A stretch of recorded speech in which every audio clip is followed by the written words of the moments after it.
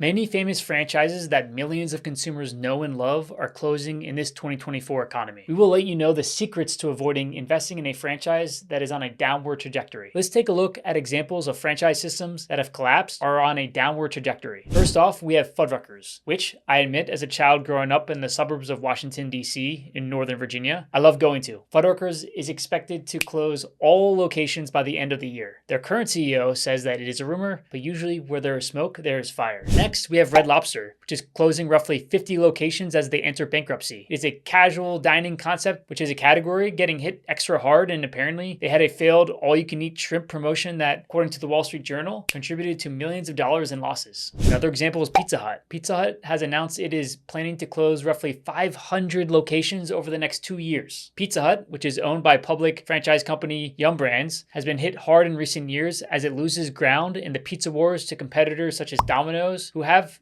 superior delivery and online ordering. So why are the concepts closing? It appears to be a mixture of the following: out-of-date concepts, bad operators, and this economy with high inflation leading to rising food and labor costs is exposing weaker concepts. While it is not uncommon for franchises to have underperforming units close time to time, it seems like certain franchises operating in hard-hit categories, such as casual dining, are feeling the brunt of inflation. What are some key characteristics to look for to avoid the weaker franchise categories? Overall, you're likely better off avoiding restaurant and food franchises unless you have serious operational experience. Also, look for franchises that are not easily replaceable. An example of what I mean by this is that consumers can easily replace eating out with eating at home. But for franchise industries like home services, consumers cannot as easily switch to taking away their own junk, like 1-800-GOT-JUNK, or painting their own home, like Wow One Day Painting. Also, look for franchises that are not reliant on a physical location and that have labor costs they can control, i.e. they pay their employees when they have a job or project to complete. This way, they can better tie their sales with their labor costs. And most importantly,